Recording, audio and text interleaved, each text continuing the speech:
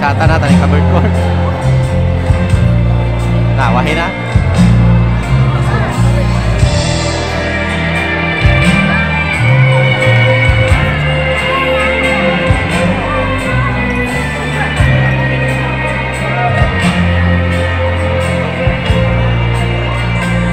Truly, this morning's ceremony is a significant milestone in the journey of every student. For some, it is a very long and winding road, and it has been for the support of our loved ones and significant others. Graduation ceremony would have forever remained a dream. And so on this memorable day, it is but fitting to recognize significant people. Once again, requesting all our teachers to please stand, and you deserve to be given a big round of applause. Headed by our PNSS School Principal, Ma'am Flora T. Bertolaso. Palakpakan to our teachers. And once again, with our Mayor Roman Bullion Taois, Municipal Mayor, in behalf we have retired Colonel Marcelo Pinta. And dili yun nato makalimtan the presence of our dear parents. I cannot let this moment pass without letting you know that you are loved and appreciated. Nanay, tatay, papa, mama, mom, dad, ug sa tanang nagpalikod ug migiya sa ato ang mga graduates. My heart to request again, and you deserve to be given a big round of applause. Mahal namin Ama at Ina, taos puso po kaming nagpasalamat at ito ay para sa inyo. Kahit anong pagsubok, buo na ang iyong loob, pangako, at sa inyong lahat ng pangarap, nyo'y laging dala. Salamat sa inyo. Ladies and gentlemen, our graduating students in their tribute to parents.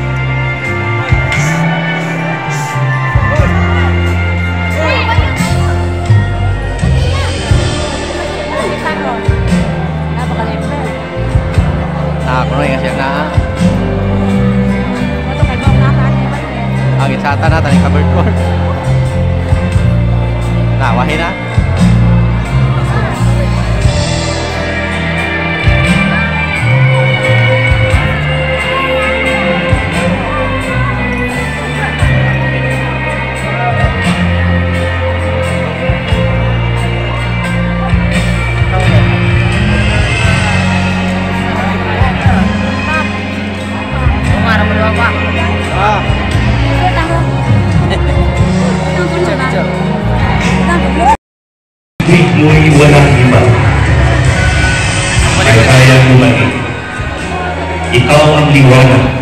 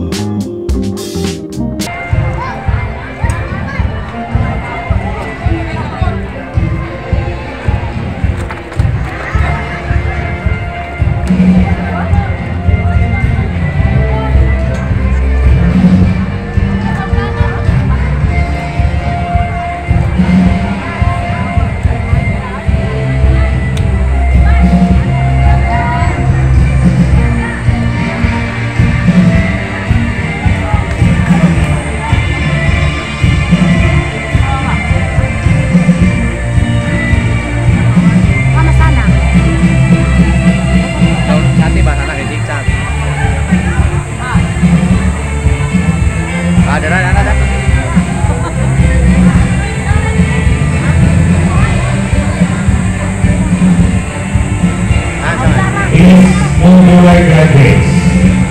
Kung graduates, napit sa nangka ito intro. Nangka ko na intro.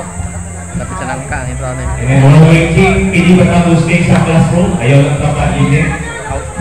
Again, backward pa. Atong entrance, di ba? Ang bali, stay diha sa nangka, yung mismo. Awan ni agka to daghan taas na for the entrance. Atras mo po na. Again, please move forward.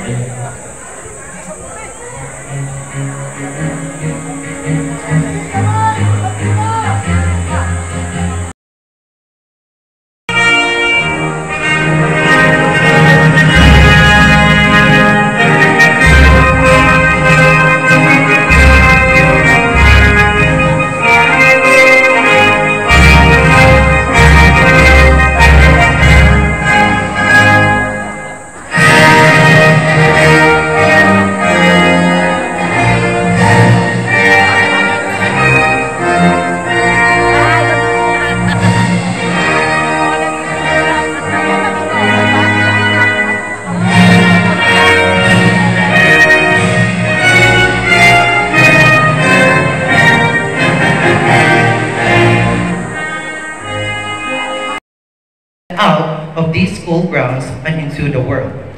First and foremost, I would like to express my heartfelt gratitude To our parents for their unwavering support and sacrifices, you have brought us to this milestone. And to our teacher, our second parents, thank you for your endless patience and guidance and encouragement. You have not only imparted us knowledge, but also taught us values that will guide us through the reality of life. To my fellow co-graduates, today we celebrate not just the end of a chapter of a beginning. It's a beginning of a new chapter. We've grown from curious juniors to a confident seniors. We have faced challenges and triumphs, learned lessons, and made memories that will last in a lifetime. As we move forward, let us carry with us the values that we have learned and the friendship that we have made. Let us be proud of our achievement and use them as stepping stones towards building a better future.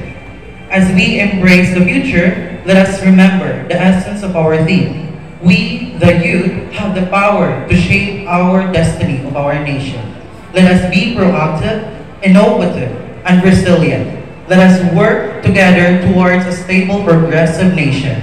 The journey ahead may be filled with obstacles, but determination and unity, we can overcome anything. To everyone, welcome to the 7th commencement exercise of Talalang National High School, batch 2023 to 2024. Let us make this day a memory of a celebration of our hard work, perseverance, and dreams. Thank you and good morning.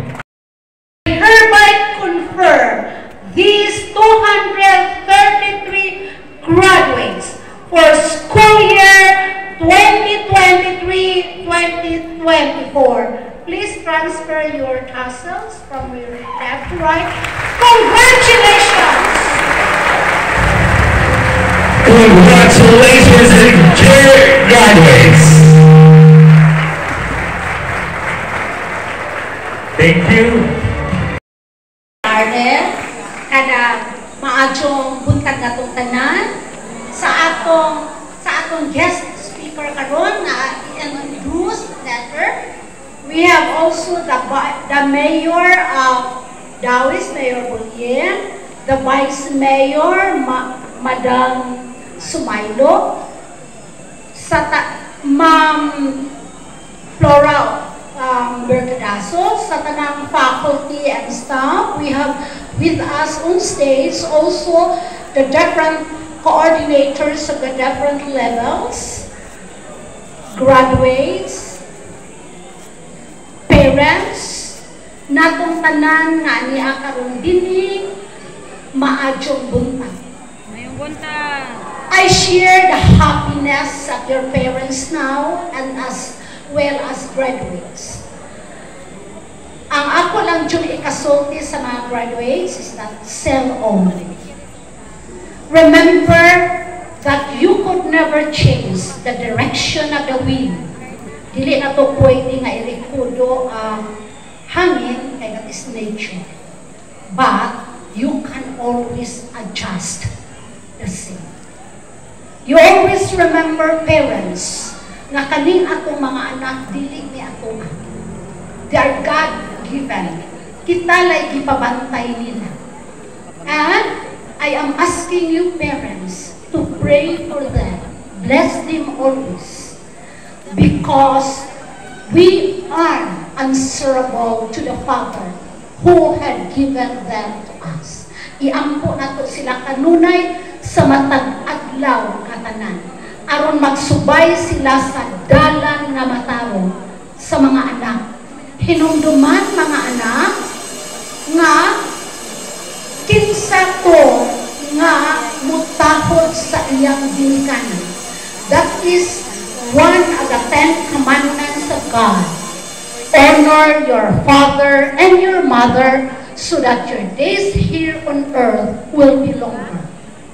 You will be blessed. Like our guest speaker today, nga miagi pod ni siya o daghan nga mga pagsulay. I share with you, doctor, because my son had just taken his oath as physician last Tuesday. Murag natanaw ko sa inyong guest speaker karon, ako pong natanawan ng akong anak. that I cry because akan kamo mga bata karon lahit na mo. Dali ra mo ma-depress, dali ra mo kanang tawag na tong anxiety, but always remember mga anak nga naa kanunay ang inyong mga ginikanan. When you have problems, naamoy problema, cross your fingers and kneel. You kneel. Luhod. Aron, you try to ask the Heavenly Father to bless you always. So, imparting mga graduates according to Winston Churchill, when you threw stones at every door that barks along your way, you can never reach your destination. So, pray. Pray and you try to strive for excellence. God bless all and mabuhay!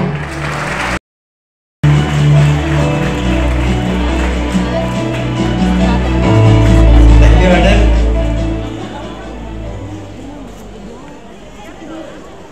Akong pagtahod sa atong Vice Mayor Marieta E. Sumayro, sa atong Principal din sa Tabalong National High School, Secondary School Principal Clora T. Bertudato, sa atong guest speaker, Dr. G.Rich Narciso, ang atong PTA President, Ma'am Aida T. Delgado, to our Ma'am Grace Mendez, to all the teachers, parents, students, and all the visitors here, good morning. Good morning. Today, we are celebrating your hard work and dedication as you embark on the important journey of shaping the future of our nation.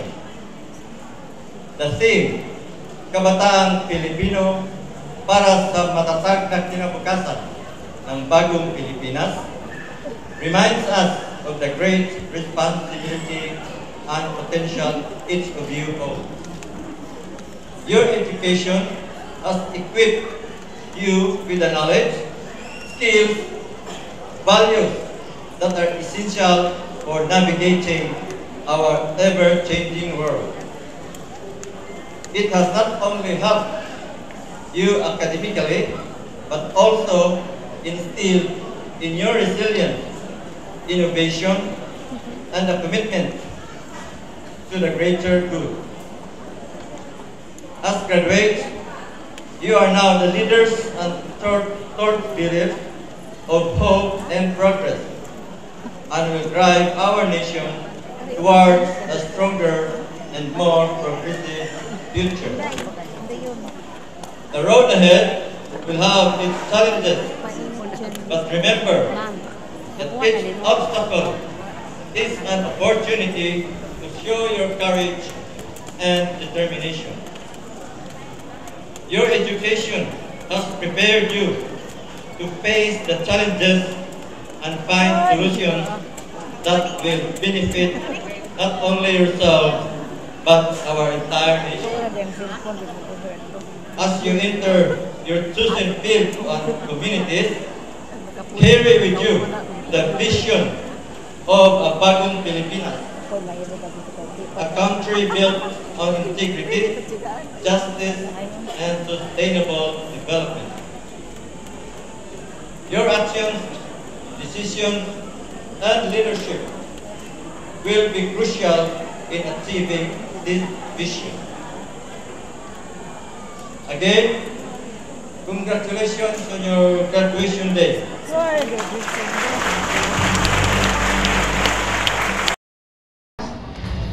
Today, we stand not just as graduates, but as shining examples. radiating positivity and inspiration for those who will follow in our footsteps. May we continue to strive for excellence, to embrace diversity, and to uphold the values of compassion and empathy in all our endeavors. Congratulations, class of 2023-2024. Our journey has just begun, and the world awaits us. Achieve and be the one that your heart truly desires. Once again, congratulations and mabuhay, batch 2023-2024. Thank you. Please stand. Raise your right hand and repeat after me. Pledge of loyalty. We hold in our hands our certificates as token of follower endeavor, sacrifices and achievements in school. In sincere gratitude to God, to our dear parents, to our beloved teachers, and to our alma mater, we dedicate our lives to the noble task of rendering homage to God, of serving our parents, of spreading the knowledge learned from our alma mater, of leading others to the best of truth, justice and liberty, of giving ourselves in love, by sharing with our fellow men the riches of our holy faith. We implore God Almighty that He may give us strength and courage to do our duties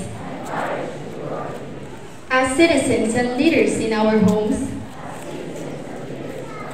school and communities,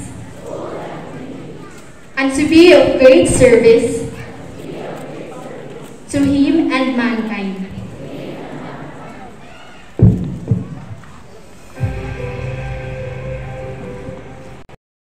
State your name. Do solemnly pledge my loyalty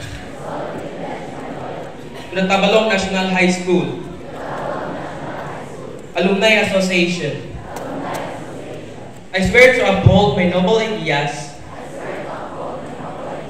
of my alma mater and to dedicate myself for future personal or intellectual development. I promise to commit myself to the work of serving humanity whenever my life touches those of others, and to advocate freedom and justice, as well as to obey the laws of our country. I will endeavor to win my own place among alumni who, by their devotion to this ideal, have brought honor and recognition to the Tabalong National High School. I will conduct my life in a manner of worthy of God, of my country, and of my family. So help me God. Teachers na muna, niya mo balik na ta. Stage na muna, niya teachers na muna dito. Niya mo balik na dito with the students. Sit down sa muna students, sit down. Teachers na muna. Okay.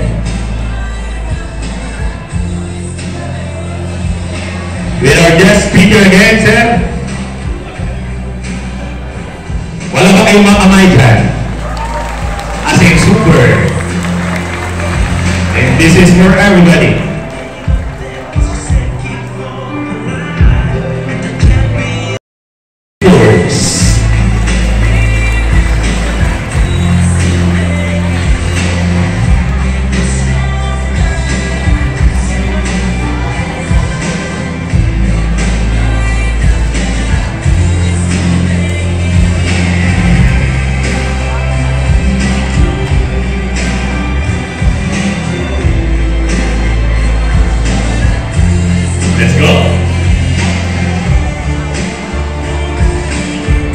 In 4,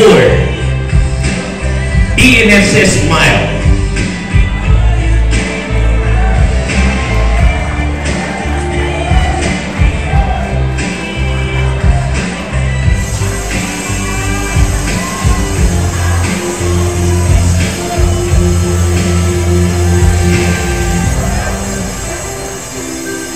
Okay, everyone up with the parents also, as you have the group picture that teachers need to focus. Ladies and gentlemen, may I present to you our happy graduates to sing their final tribute to their alma mater, the graduation song, entitled Moments Turn to Memories.